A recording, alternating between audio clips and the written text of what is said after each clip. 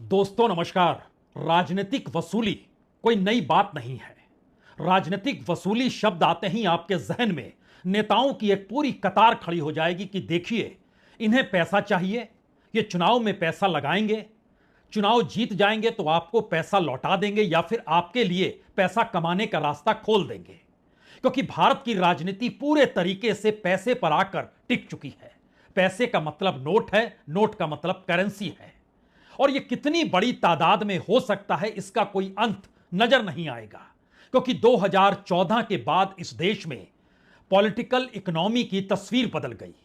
वो कितनी बड़ी तादाद में कोई पॉलिटिकल पार्टी खर्च करती है। 2009 तक के चुनाव तो ठीक थे, जिसमें ज्यादा से ज्यादा 10 या 15 हजार करोड़ रुपए खर्च होते थे। लेकिन 2014 में सारे रिकॉर्ड टूट गए। 60 हजार करोड़ से ज्यादा का खर्च हो गया। ये 60 हजार करोड़ जिसने भी लगाए वह उसके बाद कमाना चाहता होगा। 2019 के चुनाव में यह 60 हजार करोड़ का रिकॉर्ड भी टूट गया। और इस बार बात 1 लाख करोड़ तक चली गई, सिर्फ चुनाव को लेकर। यानी इस देश के भीतर में कितना पैसा कहां पर पड़ा है और उस पैसे को राजनीति कैसे खोज लेती है, यह सवाल इस देश के भीतर में आज की तारीख में कोई नया नहीं है। इस देश में बड़े बड़े कॉरपोरेट्स आपको दिखाई देंगे जो सरकार के साथ हैं। उसकी एवज में अपना चार्टर्ड विमान नहीं, बल्कि सब कुछ देने को तैयार हैं और उसकी एवज में सब कुछ लेने को तैयार हैं। इसीलिए यह नेक्सस होता है। लेकिन सवाल आज एक कदम आगे का है। इस देश के भीतर में अगर सरकार वसूली पर उतर आए तो क्या होगा? इस देश के भीतर में अगर देश के वित्त मंत्री, उन्हें इसीलिए वित्त मंत्री बनाया जाए कि देखिए, आपको इस तरीके से काम करना है जिससे ज्यादा से ज्यादा पैसा पार्टी के पास आ सके, फंड बड़ा होते चला जाए, तो फिर देश के वित्त मंत्री क्या करेंगे? यह सवाल अब इसलिए बड़ा है क्योंकि याद कीजिए, इलेक्टोरल बॉन्ड को लेकर पार्लियामेंट के भीतर और बाहर और सुप्रीम कोर्ट के फैसलों के तहत इस बात का जिक्र बार बार और खुले तौर पर हुआ कि इस देश के भीतर में बड़े बड़े कॉरपोरेट ने बड़ी तादाद में पैसा बीजेपी को दिया, जो सत्ताधारी पार्टी है। दूसरे राजनीतिक दलों को दिया, लेकिन उसकी एवज में वह चुटकी भर है। इतना पैसा दिया जा रहा था, इतना पैसा लिया जा रहा था। सुप्रीम कोर्ट ने पूरी प्रक्रिया को गैर कानूनी करार दे दिया। लेकिन आज सवाल दूसरा है। इस देश में सुप्रीम कोर्ट होता है, हाई कोर्ट होता है। हाई कोर्ट इसी तर्ज पर कुछ अलग अलग निचली अदालतों को भी बनाता है और उसमें एक मेट्रोपॉलिटन मैजिस्ट्रेट भी होता है। यह उसी तरीके की अदालत है जैसे सूरत में राहुल गांधी के खिलाफ 2019 में दिए गए भाषण, उस पर 5 बरस के बाद सुनवाई करता है और 2 बरस की सजा दे देता है। राहुल गांधी का घर छीन लिया जाता है, उनकी संसद सदस्यता रद्द कर दी जाती है। यह अलग मसला है कि सुप्रीम कोर्ट उस पूरे फैसले को पलट देता है, यह एक अलग बात है। लेकिन इसी तर्ज पर अगर इस देश के वित्त मंत्री के खिलाफ एफआईआर दर्ज करने का आदेश अदालत यह कहकर दे कि लगता तो ऐसा ही है कि शिकायतकर्ता अगर कह रहा है कि इस देश की वित्त मंत्री निर्देश देती है कि हमें पैसा चाहिए और पैसा चाहने के लिए इस देश की इन्फोर्समेंट डायरेक्टरेट यानी ईडी सक्रिय हो जाती है और ईडी उसके बाद जिनसे पैसा चाहिए उन तक पहुंचती है, किसी पर छापा मारती है, किसी के जो वहां के डायरेक्टर्स हैं उनको घेराबंदी करती है, किसी कंपनी के सीईओ को पकड़ती है और यह दबाव के तहत वो कंपनी सरकार को उसकी एवज में पैसा देती है। इससे पहले वह इलेक्टोरल बॉन्ड की तर्ज पर दे रही थी और फिर वो पैसा पार्टी फंड में चला जाता है। तो पार्टी के अध्यक्ष जेपी नड्डा, और जिस राज्य में यह मामला निकल कर आया है वो कर्नाटक का है। कर्नाटक में बीजेपी के प्रदेश अध्यक्ष, तब के चुनाव से पहले और चुनाव के बाद के दूसरे अध्यक्ष, इन दोनों तीनों को भी यानी बीजेपी के अध्यक्ष हों, कर्नाटक बीजेपी के प्रदेश अध्यक्ष हों जो पहले के और अभी, और इन सब के बीच ईडी हो और देश की फाइनेंस मिनिस्टर निर्मला सीतारमण हो, सबके खिलाफ एफआईआर दर्ज करने का आदेश कर्नाटक की अदालत ने कर दिया है। क्या शिकायत की गई, कौन से आरोप लगाए गए, और इस दौर में पुलिस थाने ने एफआईआर दर्ज शिकायतकर्ता की मार्च के महीने में क्यों नहीं की और अप्रैल में यह मामला आया और होते होते आज जब यह बात सामने आई तो अदालत ने कहा कि हां, और बेंगलोर के तिलक नगर थाने से कहा कि आप एफआईआर दर्ज कीजिए।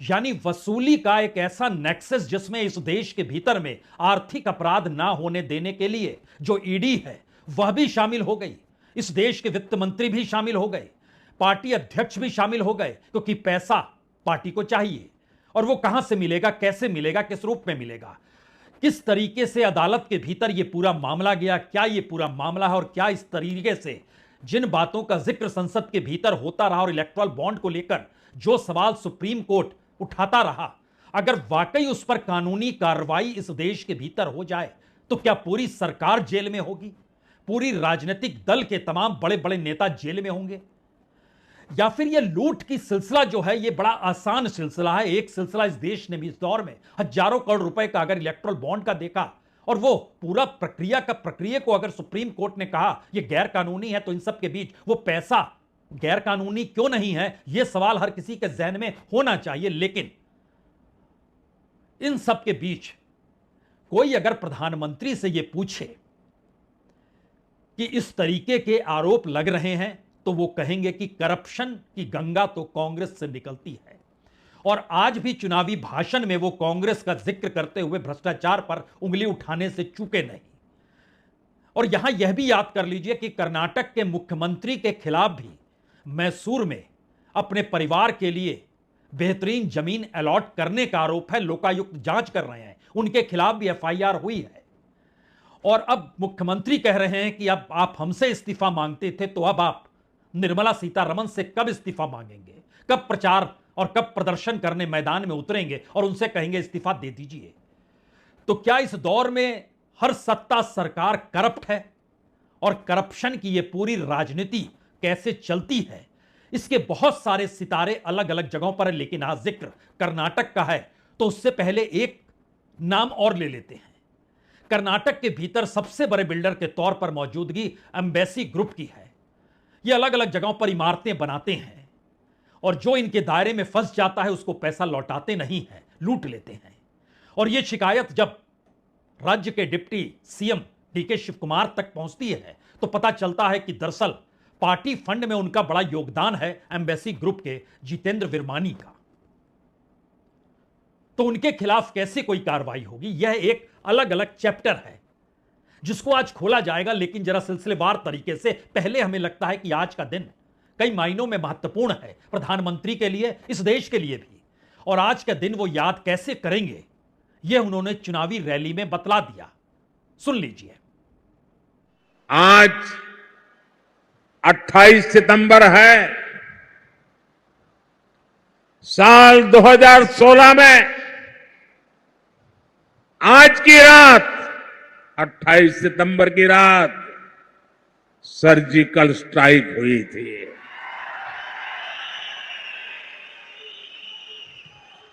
भारत ने दुनिया को बता दिया था ये नया भारत है, ये घर में घुसकर मारता है। एक वो दिन था और एक आज का दिन है। आतंक के आकाओं को पता है अगर कुछ भी हिमाकत की तो मोदी पाताल में भी उन्हें खोज निकालेगा। प्रधानमंत्री देश की ताकत सेना के जरिए देखते हैं और इस देश में राष्ट्रवाद अपनी ताकत और अपने गवर्नेंस के आश्रय बताने से चूकते नहीं है। लेकिन क्या यह कल्पना की जा सकती है कि इस देश के वित्त मंत्री के खिलाफ जो अदालत ने फैसला दिया, यह अदालत दरअसल हाईकोर्ट निर्धारित करती है और हाईकोर्ट अलग अलग जगहों पर जो वो बनाती है चीफ मेट्रोपॉलिटन मैजिस्ट्रेट को वह नियुक्त करती है और उसी के साथ एडिशनल चीफ मेट्रोपॉलिटन मैजिस्ट्रेट के पास भी वही ताकत होती है क्योंकि हाईकोर्ट ने अपॉइंट किया होता है। तो यह पूरा मामला एडिशनल चीफ मेट्रोपॉलिटन मैजिस्ट्रेट के सामने गया। उन्होंने अपने तौर पर कहा कि हां, यह स्पेशल कोर्ट के जरिए हम यह कहते हैं कि तिलक नगर पुलिस स्टेशन में एफआईआर दर्ज हो जानी चाहिए। हम अगली सुनवाई 10 अक्टूबर को करेंगे और इसके दायरे में देश के वित्त मंत्री, इन्फोर्समेंट डायरेक्टरेट यानी ईडी के अधिकारी, बीजेपी के अध्यक्ष जेपी नड्डा, बीजेपी के नेशनल लीडर हैं वो, और बीजेपी के स्टेट प्रेसिडेंट जो मौजूदा वक्त में हैं और जो इससे पहले नलिन कुमार कतिल थे और इस वक्त येदियुरप्पा के बेटे हैं। जो शिकायत की गई उस शिकायत में क्या अदालत के सामने पहुंचा और अदालत ने कहा आप सही कह रहे हैं और यह एफआईआर दर्ज तो होनी चाहिए।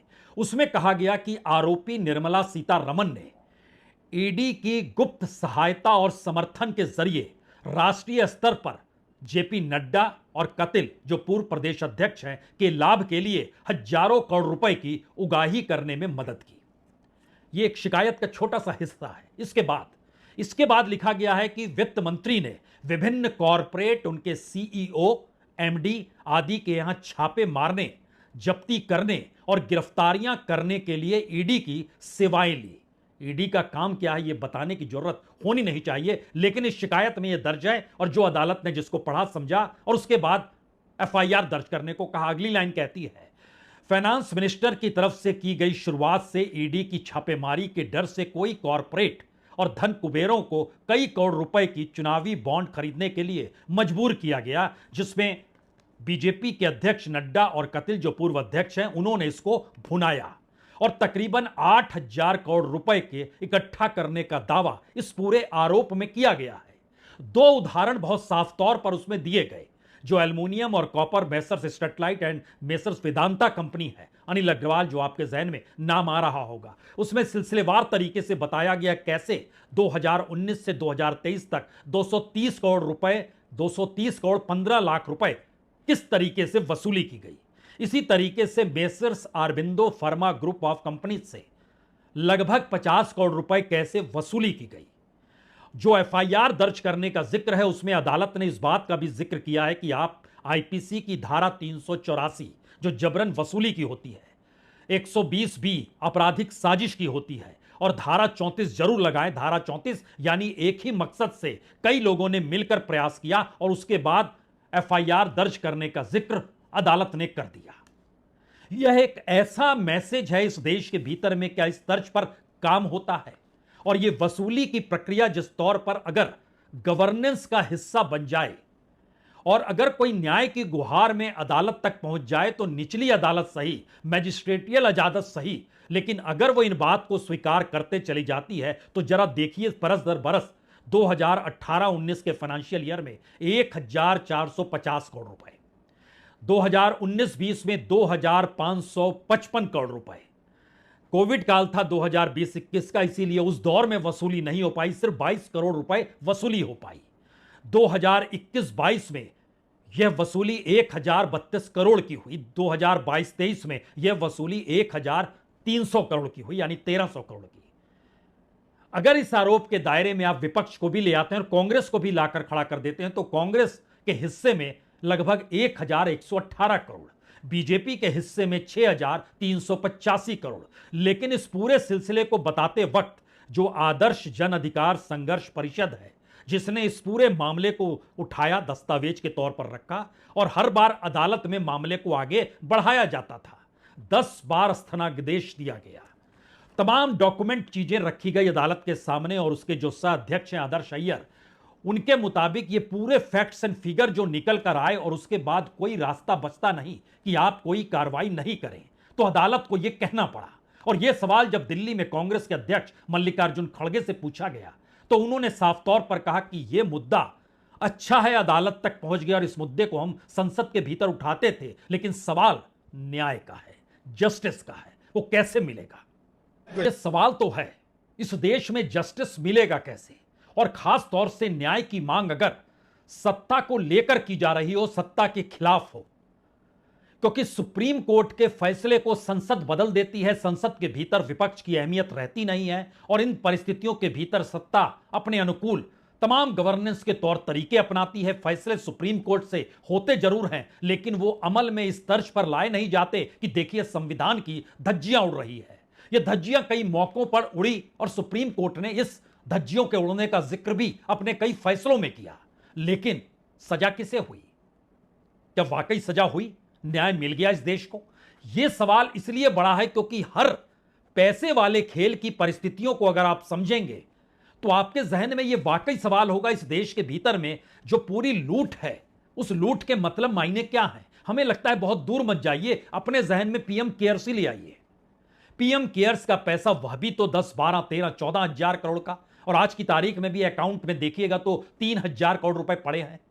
जो पैसा शुरुआती दौर में दिया गया, उस पैसे का कितना उपयोग हुआ, यह महत्वपूर्ण नहीं है उसका उपयोग हुआ या नहीं हुआ। महत्वपूर्ण यह है कि पीएम केयर्स का लेना देना सरकार से कुछ है ही नहीं, और इसका जिक्र अदालत में सरकार की तरफ से कहा गया कि नहीं नहीं, इसका लेना देना सरकार से कुछ भी नहीं है। प्रधानमंत्री केयर्स के नाम पर इस देश में पैसा लिया जाता है। जितने पीएसयू हैं पैसा देते हैं, वहां पर काम करने वाले कर्मचारियों के एक दिन का वेतन उसमें चला जाता है। जो सीएसआर का पैसा है, जो कॉर्पोरेट से निकलता है सोशल रिस्पॉन्सिबिलिटी के तहत, वो पैसा भी पीएम केयर्स में चला जाता है। इस देश के जितने रईस हैं वो जानते हैं कि अपना नाम सत्ता के सरकार की आंखों के सामने लाने के लिए इससे बेहतरीन कोई जगह हो नहीं सकती है। वहां पर भी वो पैसा दे देते हैं, और सरकार कहती है नहीं नहीं, इसका सरकार से कुछ भी लेना देना नहीं है। इसके चेयरमैन कौन है? टाटा। इसका वो कहां, ऑफिस कहां है? South block. मेंबरान कौन है? देश के वित्त मंत्री, देश के गृह मंत्री, देश के डिफेंस मिनिस्टर, सभी लोग तो इसमें शामिल हैं। तो जो कॉरपोरेट और सत्ता के नेक्सस का सवाल इस देश में उगाही के जरिए है, तो उसको थोड़ा सा बारीकी से अगर आप समझे तो यह उगाही और वसूली नहीं है। यह दरअसल ऐसा सिस्टम है जिसमें उगाही और वसूली एक पॉलिटिकल टूल के तौर पर चलती है, और अगर आप उस टूल में हिस्सेदारी देंगे तो फिर आपके खिलाफ कार्रवाई नहीं होगी, आप नहीं देंगे तो आपके खिलाफ कार्रवाई होगी। यही जिक्र ये अदालत के इस एफआईआर के निर्देश को देते हुए बहुत साफ तौर पर कहा गया है। तो क्या इस देश में डर के साथ वसूली की ताकत के साथ राजनीतिक सत्ताएं चलती हैं? यह सवाल इसलिए भी कहीं ज्यादा बड़ा है क्योंकि जब जब सरकार के मंत्रियों से आप पूछेंगे, वो इस देश के राष्ट्रवाद का जिक्र करेंगे। वो बताएंगे कि देखिए देश की एकजुटता कैसे लाई गई, संविधान का मतलब कैसे सनातनी होना है। ये तमाम परिस्थितियां इस देश के भीतर लगातार गूंजती है। लेकिन सवाल तो उस करप्शन का है जिस करप्शन के ठिए से बनाते बनाते एक बड़े पहाड़ के तौर पर भारत की राजनीति उसके शिखर पर जाकर बैठ गई है। राजनीति हम इसलिए कह रहे हैं क्योंकि खुद इस दौर में राज्य के मुख्यमंत्री, जो कर्नाटक के मुख्यमंत्री हैं सीएम सिद्धारमैया, लोकायुक्त पुलिस ने एफआईआर दर्ज कर ली। मैसूर शहरी विकास प्राधिकरण का मामला है, उनके खिलाफ भी मामला एक्टिविस्टों ने लेकर आया था। टीजे अब्राहम थे, प्रदीप थे, स्नेहमयी कृष्णा थे। इन्होंने सीएम के जो वहां के अधिकारियों के साथ मिलकर जो 14 महंगी साइट्स को धोखाधड़ी से शामिल की गई थी वो साथ लाया गया। राज्यपाल सक्रिय हुए, उन्होंने कहा कानूनी कार्रवाई करनी चाहिए। थावरचंद गहलोत साहब, जस्टिस एम नागप्रसन्ना ने कहा बिल्कुल सही है। भ्रष्टाचार निवारण अधिनियम 1988 की धारा 17A के तहत और भारतीय नागरिक सुरक्षा संहिता 223 की धारा 218 के तहत कार्रवाई होनी चाहिए। सब सिद्धारमैया से इस्तीफा मांगने लगे। सिद्धारमैया ने इस्तीफा नहीं दिया। येदियुरप्पा के दौर में भी लोकायुक्त का मामला था, उनके खिलाफ भी यही प्रक्रिया थी। उन तमाम परिस्थितियों के बीच आज की तारीख में उनका बेटा प्रदेश अध्यक्ष है। उनके बेटे का नाम भी उस आरोप में है जो कि वित्त मंत्री के साथ है। जो वसूली का पूरा मामला है उनके खिलाफ भी अदालत ने आदेश दिया है। कहां कहां किस किस नब्ज को पकड़िएगा, क्योंकि यह सवाल इस देश के भीतर में पॉलिटिकल इकोनॉमी के जुगाड़ करने का जो है, और हम आपसे जिक्र जिस एम्बेसी ग्रुप का कर रहे थे उसने कितनी बड़ी तादाद में किस तरीके से कितने लोगों की घेराबंदी की, उसमें एक व्यक्ति हमारे पास भी पहुंचे और उन्होंने कहा कि इन्होंने तो हमारी बिल्डिंग ही हड़प ली है। अब यह मैसेज पहुंचाया गया कर्नाटक के डिप्टी सीएम के दरवाजे पर कि आप कार्रवाई कीजिए, आप शहरी विकास मंत्रालय भी आपके पास है। जानकारी मिली कि उनके द्वारा जो संदेश वहां पर गया उसकी एवज में ज्यादा पैसा पॉलिटिकल फंडिंग के तौर पर आ गया। उनके सेक्रेटरी को पैसा मिल गया डिप्टी सीएम के, लेकिन उस व्यक्ति को वो न्याय नहीं मिला जिस न्याय की खोज हो रही है। और यहां पर भी करोड़ों के मामले हैं। किस तरीके से राजनीतिक घेराबंदी कैसे होती है, तो सरकारें ही अगर उसमें शरीक हो जाए तो इस देश के भीतर अगर ईमानदारी पूर्वक भाषण देते हुए राहुल गांधी कहीं पर नजर आ जाएंगे तो फिर पूरी की पूरी सत्ता उनके पीछे लग जाएगी और बताएगी देखिए यह देश द्रोही और देश तोड़ने की परिस्थितियों के साथ खड़े हैं। आज की तारीख में भी मोदी कैबिनेट के मिनिस्टर यही बात कहते हैं। एक चीज समझना होगा, हमारे देश को कमजोर करने के लिए जो एंटी इंडिया का एक गैंग है, एक एंटी इंडिया का नैरेटिव बनाने वाला एक इकोसिस्टम है, वो इकोसिस्टम ने जानबूझ करके राहुल गांधी को चेहरा बनाया। वो राहुल गांधी को यूज करता है, कभी अमेरिका में बुला करके, कभी इंग्लैंड में, कभी ऑस्ट्रेलिया, कभी जम्मू कश्मीर जा करके, कभी कहीं जा करके वो भारत को कमजोर करने का बात करते रहता है। ये एक इकोसिस्टम का इफेक्ट है, देश के लोग जान जाएंगे, सबको पता चल रहा है। तो क्या इस देश में अगर कोई भी न्याय का जिक्र करे या कोई अपनी जिम्मेदारी अपने पेशे के तहत मानते हुए सरकार पर अगर सीधे तौर पर यह कहे कि एफआईआर दर्ज होनी चाहिए, तो इस देश के भीतर कोई करंट दौड़ जाता है? यानी सरकार अगर चुनी हुई है तो क्या वो मान लेती है कि अब वो कोई भी काम कर सकती है गैर कानूनी तरीके से? और इस देश की जनता इतनी दब चुकी है, हमें लगता है आखिर में इस देश में उस पारदर्शिता को समझ लीजिए जो इस देश को चलाता है।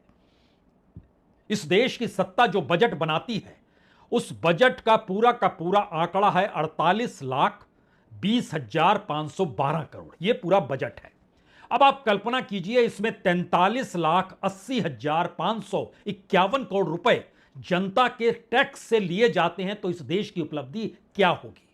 और उसी जनता और टैक्स पेयर के पैसे से उसी जनता को दोबारा कहीं पर कोई सुविधा के नाम पर, कहीं सीधे बैंक ट्रांसफर के नाम पर, कहीं पर पैसा आप देते हैं कि किसान सम्मान निधि बांट रहे हैं, कहीं किसी को दे रहे हैं, कुछ दे रहे हैं, यही वो पैसा है।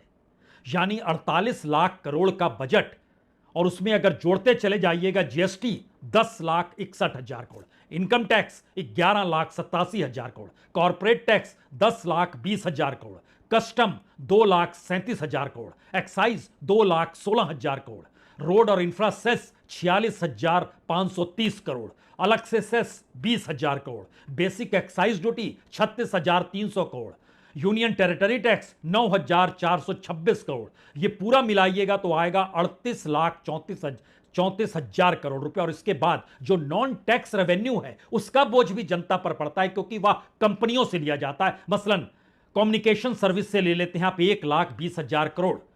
तो इस देश में जो अलग अलग कंपनियां हैं, वो चाहे जियो हो, चाहे एयरटेल हो, किसी का भी नाम ले लीजिए, वह तो जनता से ही वसूलेंगे, वो घाटे का सौदा तो नहीं करेंगे। इसी तरीके से ट्रांसपोर्ट सर्विस का टैक्स लेते हैं 31,000 करोड़ का, एनर्जी सर्विस का लेते हैं 17,000 करोड़ का, और यह पूरा टैक्स रेवेन्यू तकरीबन 5,45,000 करोड़ है। यानी सीधे सीधे इस देश के बजट का 48 लाख करोड़ में से 43,80,000 करोड़ रुपया आप जनता से वसूलते हैं।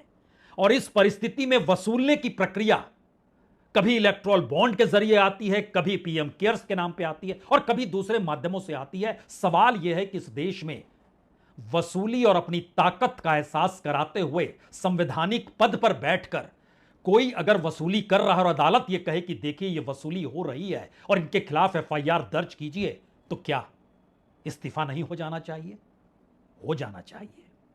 लेकिन दूसरी तरफ से आवाज आएगी, आप हमसे क्यों लेते हैं, उनसे क्यों नहीं लेते हैं? और फिर वो कहेंगे हमसे क्यों लेते हैं, उनसे क्यों नहीं लेते हैं? तो क्या इस देश का असल सिस्टम लूट पर टिका है, वसूली पर टिका है, और वो पूरी इकोनॉमी पैसे से पैसा बनाने की मशीन में इस देश को तब्दील कर चुकी है? इसीलिए लोगों की बदहाली, उनकी त्रासदी कोई मायने रखती नहीं है। यह सवाल नहीं, हकीकत है।